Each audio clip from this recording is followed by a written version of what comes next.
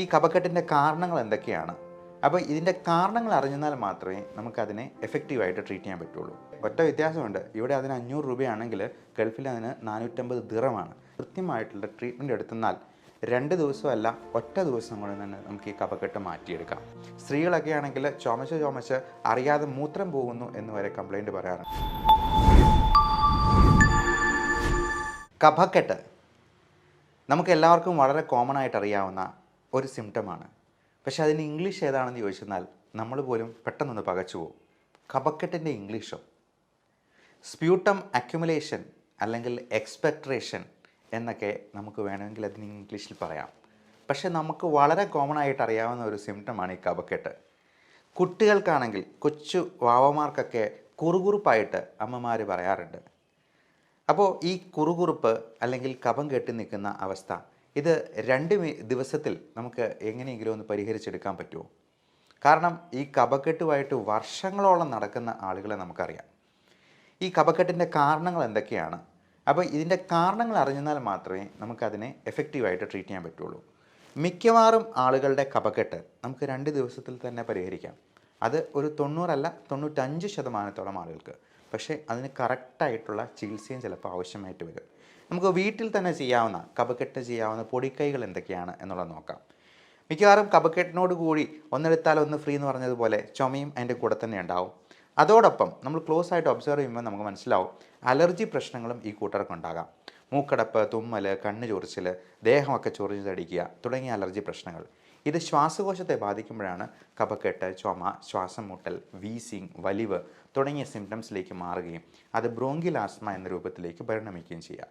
മിക്കവാറും ആളുകളുടെ കഫക്കെട്ടിന് മെയിൻ കാരണം ഈ പറയുന്ന അലർജി തന്നെയായിരിക്കാം. ഇനി ചുരുക്കം ചില ആളുകളിൽ ഈ പലതരത്തിലുള്ള ഇൻഫെക്ഷൻസ് കൊണ്ടുവരാം. ഇൻഫെക്ഷൻസ് തന്നെ ബാക്ടീരിയൽ ആകാം, വൈറൽ ഇൻഫെക്ഷൻസ് ആകാം. നമുക്കറിയാമല്ലോ, കോവിഡ് വരുമ്പോൾ തന്നെ നമുക്ക് ഈ ചുമയും കഫക്കെട്ടും ചിലപ്പോൾ മാസങ്ങളോളം മാറാതെ നിന്നേക്കാം. അത് പോസ്റ്റ് വൈറലായിട്ടുള്ള ബ്രോങ്കൈറ്റിസ് ചിലപ്പോൾ നമ്മൾ മരുന്ന് കൃത്യമായിട്ട് എടുത്തില്ലെന്നുണ്ടെങ്കിൽ അത് മാസങ്ങളോളം നമ്മളെ ബുദ്ധിമുട്ടിച്ചുകൊണ്ടിരിക്കും. സ്ത്രീകളൊക്കെ ആണെങ്കിൽ ചുമച്ച് അറിയാതെ മൂത്രം പോകുന്നു എന്ന് വരെ കംപ്ലൈൻറ്റ് പറയാറുണ്ട്. അപ്പോൾ അങ്ങനെയുള്ളപ്പോൾ നമുക്ക് ചിലപ്പോൾ ചില അവസരങ്ങളിൽ ഈ കഫം എടുത്ത് പരിശോധിച്ച് അതിന് വേണ്ട കൾച്ചറും ചെയ്ത് അതിന് പറ്റിയ ആൻറ്റിബയോട്ടിക്കും കൊടുത്ത് അതിന് വേണ്ടിയുള്ള ട്രീറ്റ്മെൻറ്റ് ചെയ്യുക തന്നെ വേണം.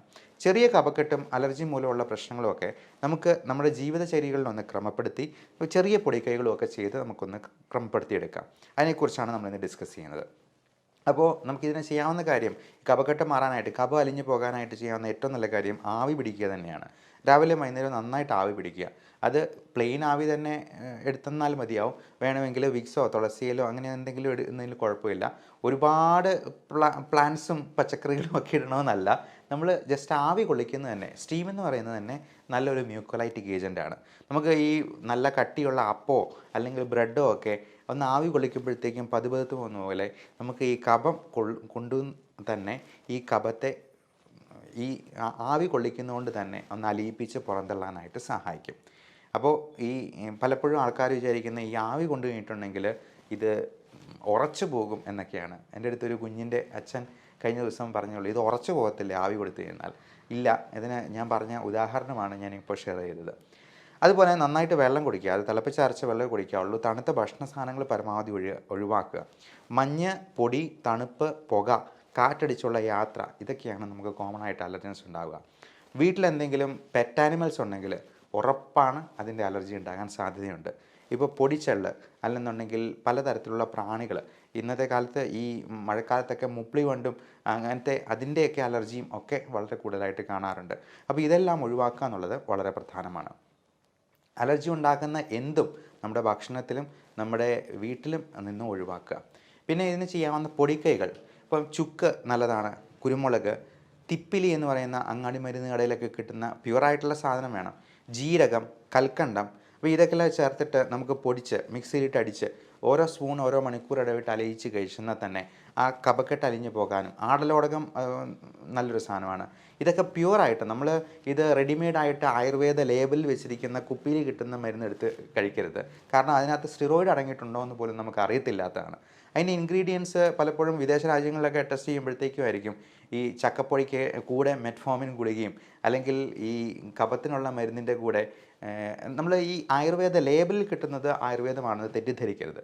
നമ്മുടെ തൊടിയിൽ കിട്ടുന്ന സാധനങ്ങൾ കൊണ്ട് തന്നെ നമ്മൾ മരുന്നുണ്ടാക്കി കഴിക്കുക എന്നുള്ളതാണ് അതിനകത്ത് ഏറ്റവും അഭികാമ്യമായിട്ടുള്ള മാർഗം. പിന്നെ ഇതിൻ്റെ ട്രീറ്റ്മെൻറ്റിലോട്ട് വരുമ്പോൾ ഇതിലാണ് പലപ്പോഴും ആൾക്കാർ പേഷ്യൻസിൻ്റെ ഒരു ധാരണ, നമ്മൾ ഇതിന് കൊടുക്കുന്ന നെബുലൈസേഷൻ, ഇൻഹേലർ മരുന്ന്, ഇതൊക്കെ വളരെ ഏതാണ്ടോ ഭയങ്കര ഡോസ് കൂടിയ സാധനമാണ്, അങ്ങ് അതിന് അഡിക്ഷൻ ഉണ്ടാകും, തടി കൂടും, അങ്ങനെ പലതരത്തിലുള്ള തെറ്റിദ്ധാരണകളുണ്ട്.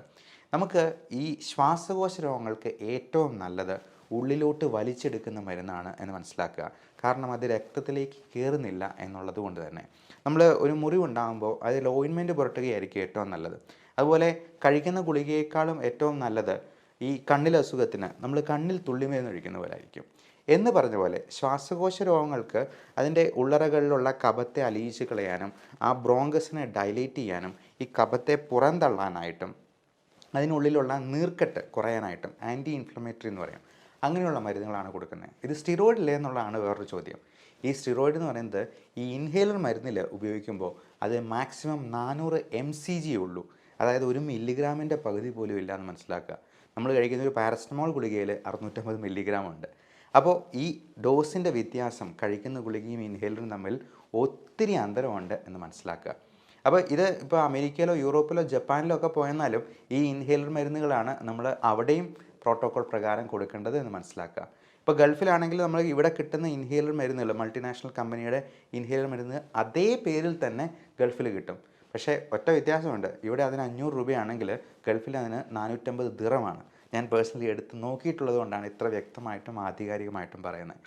അതുകൊണ്ട് ഇങ്ങനെയുള്ള അസുഖങ്ങൾ മാറാൻ നിൽക്കുന്നുണ്ടെങ്കിൽ നിങ്ങൾ അതിൻ്റെ സ്പെഷ്യലിസ്റ്റ് ഡോക്ടറിനെ കണ്ട് തന്നെ അതിന് വിദഗ്ധ ചികിത്സ ഉറപ്പാക്കുക.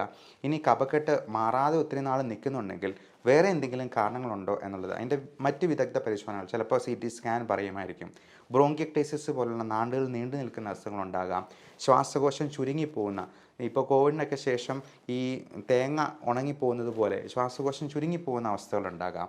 അപ്പോൾ ഇതൊക്കെ ഉണ്ടോ എന്നുള്ളത് നോക്കി അതിന് കൃത്യമായിട്ടുള്ള ട്രീറ്റ്മെൻറ്റ് എടുത്തെന്നാൽ 2 ദിവസമല്ല ഒറ്റ ദിവസം കൊണ്ട് തന്നെ നമുക്ക് ഈ കഫക്കെട്ട് മാറ്റിയെടുക്കാം 90% കേസുകളിൽ. ബാക്കി 10% ഞാൻ ഉറപ്പ് പറയുന്നില്ല, ഗ്യാരണ്ടി പറയുന്നില്ല. കാരണം ഇതിന് ശ്വാസകോശത്തെ മിക്കവാറും എല്ലാ അസുഖങ്ങളും തന്നെ പ്രത്യക്ഷത്തിൽ അല്ലെങ്കിൽ പരോക്ഷത്തിൽ അഫക്റ്റ് ചെയ്യാറുണ്ട്. ഇപ്പോൾ റുമറ്റോയ്ഡ് ആർത്രൈറ്റിസ് പോലുള്ള സന്ധികളെ ബാധിക്കുന്ന അസുഖമാണ് ഇങ്ങനെ വളഞ്ഞുകൂടി ആമവാദം എന്ന് പറയും.